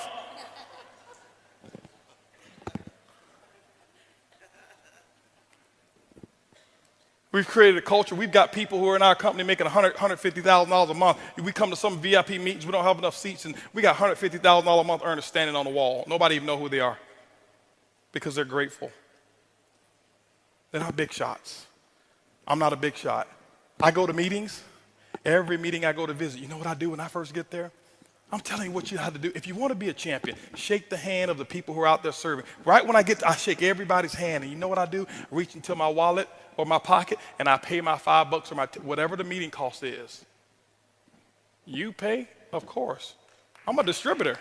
Why shouldn't I pay? Oh, I'm $100,000 a month. I walk in, I shouldn't have to pay. Why not? You've already set a bad example in your company. See, those 30 out of the 40 plus people making that money, the $100,000 a month, 35 of them have never made any money in their life. They don't know any other way. They don't feel entitled. They don't feel entitled. But you got to start believing it. Once you start believing, you got to put the actions in. You got to do the work. Whatever the work is, you got to put the work in. Put the work in. This is network marketing. It's not net sit marketing. It's not net play marketing. It's not net think about it marketing. It's not net one day I'll get to it marketing. It's net work marketing. And most people miss the W, the work part. Network marketing. I worked my butt off. I can tell you right now. Now, remember, it's not just work. You've got to be productive, not just active. You got to be productive. I'll tell you why I make what I make today. I'm gonna write this down. This is my schedule when I first started. Okay, my first day. It was because of what I did day one, not because of what I've done over the last 2 years. I set the example. See, everybody want to take notes now. You see, I've already said the most. You didn't write notes when I said they won't outfriend me. That's more important than what I'm going to put on the board right now. But see, anything that's skill related, we want to take notes. Anything that's really inspiration related, that really matters, we don't. Don't worry, my group's the same way. It's not just you. First day, this is what I did, ladies and gentlemen. Work. Why? I knew. Remember, I told you I got to believe much bigger, much faster. I only set 2 income goals or 3 income goals since I've been in my company. Sorry to talk about that company. But anyway, set 3 income goals since I started. My first goal was my first week. My first week's goal was to make $70,000 my first week. Yes, $70,000 was my first week's income goal. I missed it, didn't make it. Made $25,830. But it didn't matter. That was my goal. My second goal, 18-month goal, $250,000 a month. Missed that one too. Hit 249. Why? Your business should be predictable. This is a business. I know my business. You got to know your company and your business. I know my business, and it's just as predictable as Exxon knows how much sales of oil they're going to do in the year 2015, and it hasn't come yet. But if you ask any of the executives, they can tell you with a small margin of error what the results are going to be, because there are certain things that cause a certain effect in the business. You've got to figure that out for your company, but it is predictable. You can't be out there, well, I'm just going to throw enough mud on the wall until it sticks. It doesn't work that way. Eric talked about the 90-day game plan. It's predictable. What are you going to get done in 90 days? This is what I did. Day one, I called that group of 32 people. This is what I told them. It was actually 32 people I've sponsored. I had 16 of them on the call. This is what I told them. I said, listen, my current company, I'm launching tomorrow. If those of you who want to know what I'm doing, be on my conference call tomorrow. They were on my conference call at 10 a.m. 10 a.m., I had 16 people on the call. I explained to them, I said, listen, don't ever ask me anything about our previous company anymore. You've got 24 hours to ask me about that company. I will know that word is no longer in my vocabulary. I never said anything good or bad about the company. I have never left the company and talked bad about them, ever. Didn't matter what took place, okay? Now, and so what happened is this here. I said, guys, listen, you guys are, right now, we're going to do my first, what I call First Movers Advantage conference call. I'm sideways. This way? This better? Okay, here we go. I said I'm going to do my first Movers Advantage conference call. It's going to start at 12 o'clock. Here I am at 10 a.m. This is what I did. You don't have to copy this. This is what I did. Okay, don't write this stuff down. This don't matter. Whatever your method of exposures are, that's what you do. Get with your upline. Get the mentality that I had. Not this, the mentality. So 12 o'clock comes. This is what I did here. I said, guys, listen, out of these 16 people, I said, I suggest you have 10 people on the conference call. They said, well, okay, 12 o'clock when? Next Tuesday? I said, no. Today. Today? 10 people? We only have an hour and a half. I say, exactly. You guys are already in. I got to start making phone calls. Goodbye. How many of you have talked to your prospects about doing a meeting or a call? Well, I've got to give them 36 hours to get the baby. You're not going to win big. Not if you want to launch something. Remember, professionals launch a business, amateurs join a business. I don't join anything. I am a launcher. I launch. Okay? When you look at Microsoft, did they launch Xbox or did they just announce it? They launched it. Sony, they launched this new PS4, whatever it is, however many millions pre-ordered and sold. They launched it.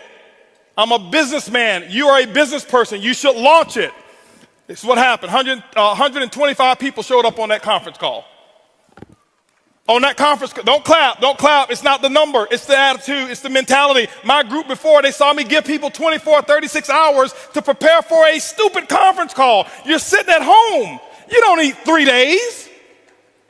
If you found a pot of gold and you needed a few friends to come help you get it and they told you can get all that you want, are you going to say, well, I can't call Leroy because he needs 3 days? Leroy, listen, I found a pot of, you better get, Leroy's like, where is it? I'm putting on my pajamas right now. I'm coming out the door. If you make it important enough. Some of you don't make it important enough. My next call was at 2 o'clock. 2 o'clock, guess what? We had 225 people on the conference call because I told them the exact same thing. I painted the dream. I couldn't even explain the comp plan at all. Didn't know all the details. But what I told those 225 people, I said, listen, you guys are the second people to hear about it. I'm working on something called Project 5,000. 90 days, I want to put 5,000 people in this organization. And nobody has signed up yet. And none of you on this call can sign up either. But we're going to do another conference call. They say when? It's going to be at 4 o'clock. 4 o'clock, I did another conference call. Guess what we had? 435 people on that conference call. That's a lot of activity, isn't it? That was half my day. 6 o'clock. No more conference calls. Did my first home meeting at my house. I'll never forget, I had on a white t-shirt, shorts, flip-flops. Didn't even have time to get dressed. I lost 18 pounds. I thought it was because of our product. That's the testimony I was giving. It was really because I forgot to eat while I was launching. I was so fired up and excited.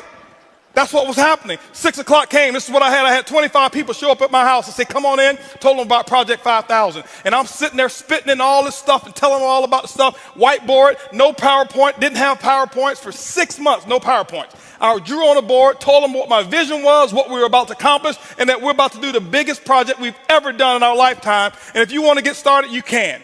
That's what happened. At 7:45, you know what was happening at 7:45? 7:30, my doorbell was ringing with the second group of people that were invited. 35 people showed up at my house. And you know what I told those people here? I said, listen, the first 25, I said, guys, I got to wrap this up. We got another group of people that's coming over here. If you want to get in, you can. But go ahead over here to the dining room. My wife has the applications over there, blah, blah, blah. You can get signed up over there. But I've got another group of people that's coming in, and I can't be late with them.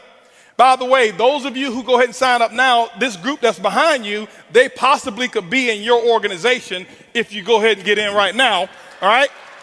So this is 7:30. Guess what happened at 9 o'clock, ladies and gentlemen? 9 o'clock, guess what I had? I had another 40 people show up at my house. And I was running shift work, okay? 10 o'clock, guess what? I did my last meeting for the day, and I think at 10 o'clock I had about 50 people show up at my house. And I'm doing the same thing. I lost my voice. I did that for the first day. You know what my leaders were doing? They're looking at me like, this dude is crazy. I've never seen him like this before. You know why they never seen me like that before? Because I had never done all that I could do. I had never gone all out. I had never sold completely out. It ain't because of what my product is. It ain't because of my comp plan. It's because of what I did day one. I kept this up for 2 weeks straight. This is not including the one-on-ones that I did. This is not including the 3-way calls. This was my schedule every day, group calls, 4 a day, 4 home meetings a day that I was doing every single day. And what I did is I showed them an example, and they went out and they started doing the exact same thing. That's why my results were where they were. My first day, if you count it up, I exposed almost 700 people. I did more in my first 24 hours than some people do all year. It's not because I do magic. It's because of what the math is. It's simple. You can do the same thing. It's not, okay, I got rich quick. I compress time frames. Compress time frames. This is the work. You do the action, and ladies and gentlemen, when you put the action in, whatever your action is, you find out what your mentor, your coach tells you need to do, and that's what you need to do. You put the work in, and don't give any excuses why you can't do it. Excuses don't work. Now, I know I may be a little too intense. I get excited when I talk about my dream. I get excited and passionate when I talk about what works and what's going on. That's just who I am. I don't apologize for it. But I don't want you to think some of you, that I'm yelling at you, because I don't know many of you in here. I don't want you to think he's yelling at me.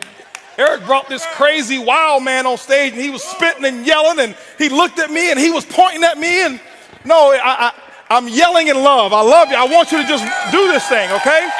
That's what I want you to do, all right? And I promise you, your group, they will catch on. When you do the action, they will follow what you do. They won't listen to what you say. This is what I want you to do real quick. Real quick. I got 2 minutes, real quick. Everybody stand up real quick. I know your butt's been hurting around now. Real quick, stand up real quick. Stretch your arms all the way to the left, all the way to the right. Put your arms behind your back. Put them on your backside. Now pull your underwear out your butt. Wiggle around if you have to real quick, okay? Now I want you to stretch all the way up. Take your palm of your hands, and I want you to act like you're actually you're pushing up on the roof, on the ceiling. You're pushing up on the ceiling with the palm of your hand. Palm of your hand, pushing up on a stretch.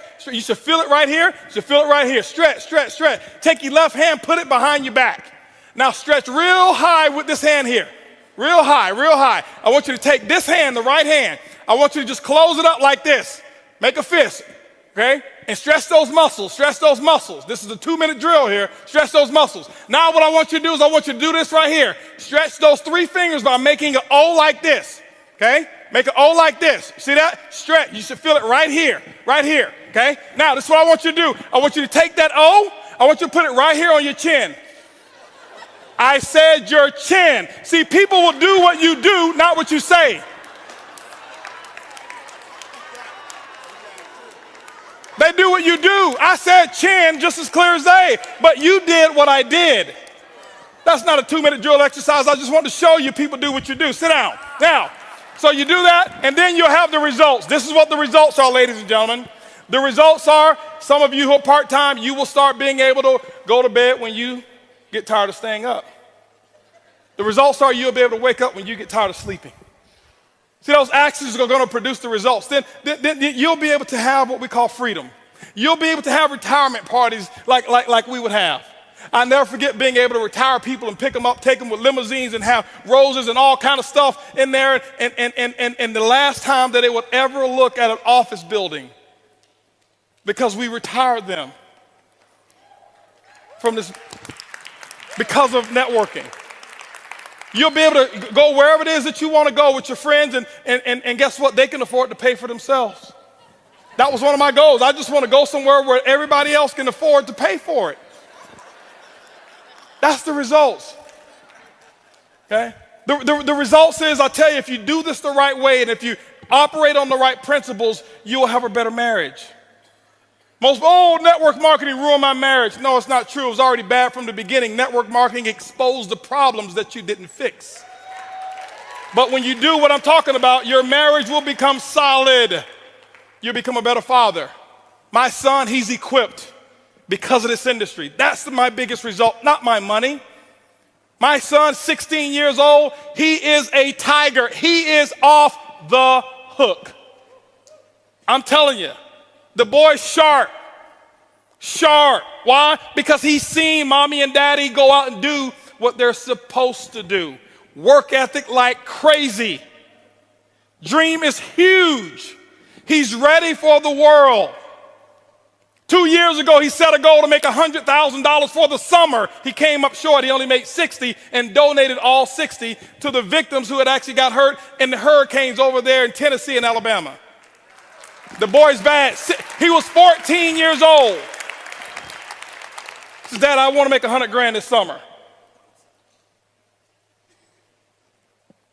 Think much bigger, much faster. See, to him, that's normal. It's normal. He was asking me about one of my guys. He says, "Is Uncle Ed? How much money did Uncle Ed make?" I said, "He made almost $2 million. What is he waiting on? That's all he made?"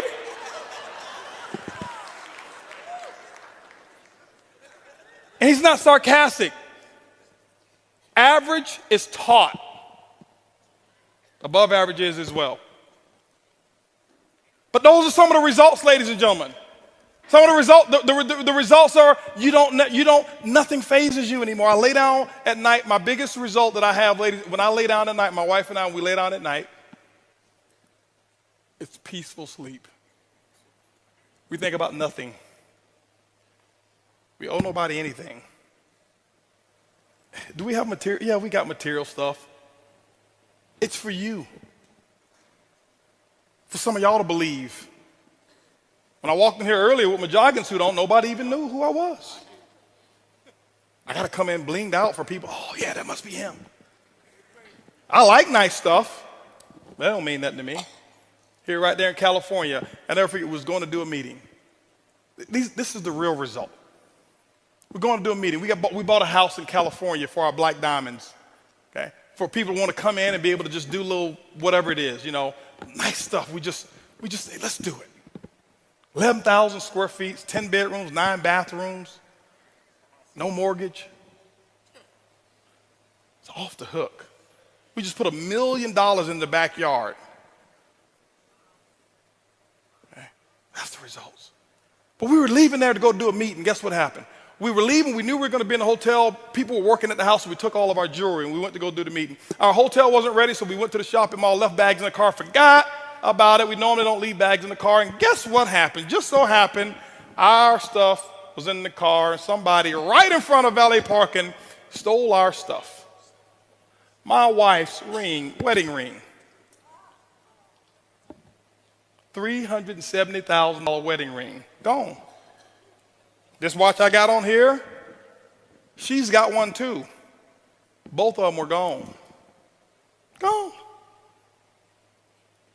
Almost $800,000 worth of stuff stolen. Let me tell you what the results are. Before, I would have had a syllogism. I would have closed them all up. Nobody gonna move until I get my stuff. But because what the results are, I said, honey, listen.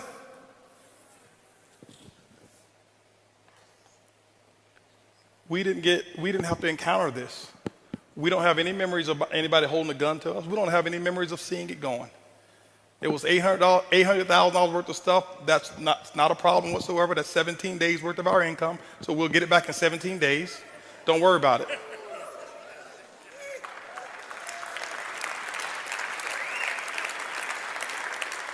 Because now the focus is on more importance. Before, man, it's taking this jacket.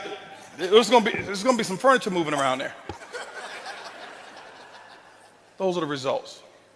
The results of being able to take that house and take my family, and I take about 30 people in my family, fly them up to for Christmas and stuff like that, and just spoil them.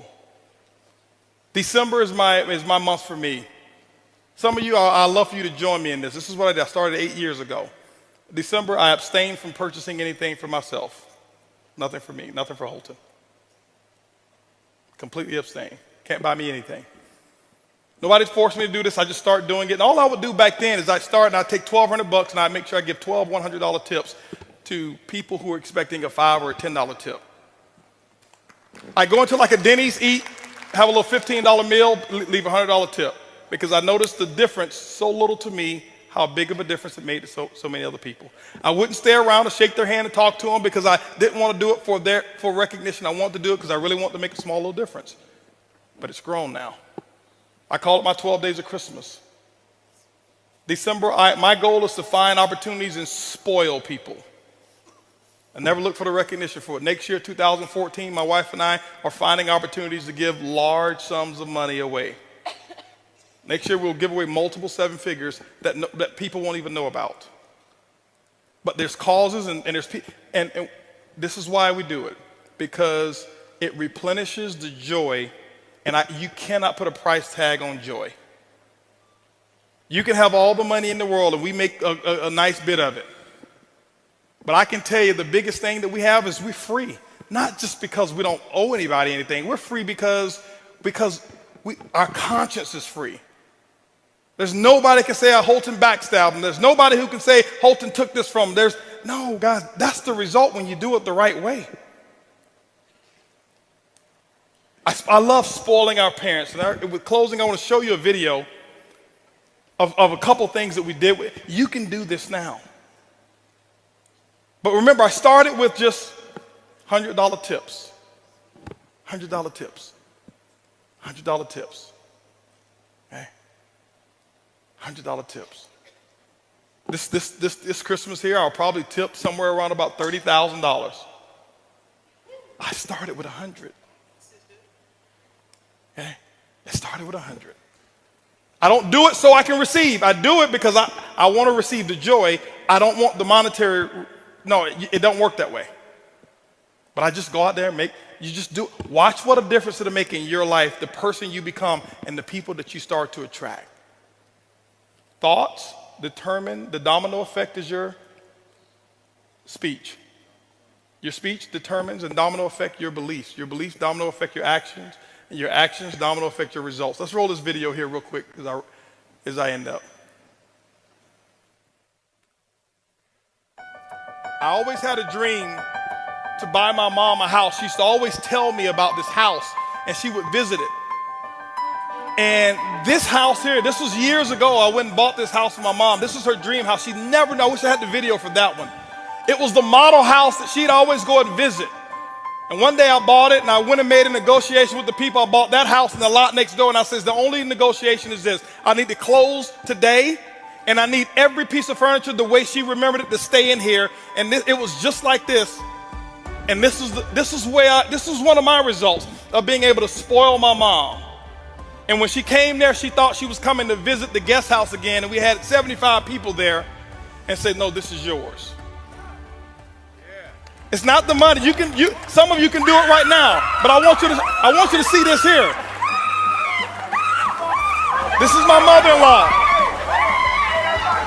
We just did this in June. We just bought her her dream car. She had no idea what was going on, and she just, see, you can't buy this. They're our biggest cheerleaders and supporters. Open your back door, come on, here you go.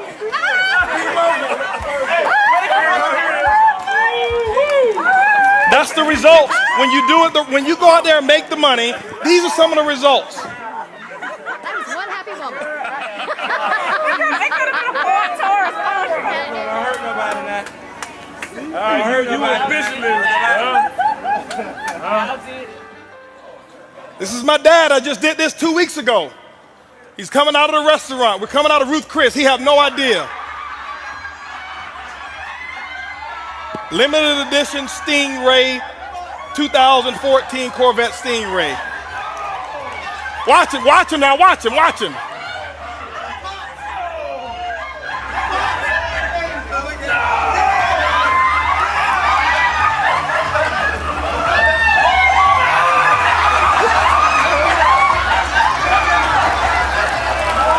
You can't buy that.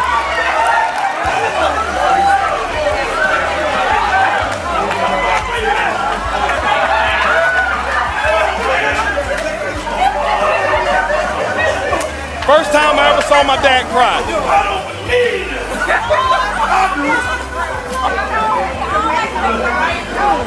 You know everything. Didn't know that. He still drives it with the thing in the window that says, "Happy birthday, Dad." Pops. Okay? Ladies and gentlemen, you go out there, make it happen. Those beliefs will determine actions. Those actions will give you the results. Eric, I want to thank you so much. Lisa, Curtis, thank you. I know I went over. Appreciate you guys. Go out there. Let's make it happen. Mr. Holton Bugs! Brother, I love you, man. That was awesome. That was absolutely good. Mr. Holton Bugs! Give it up!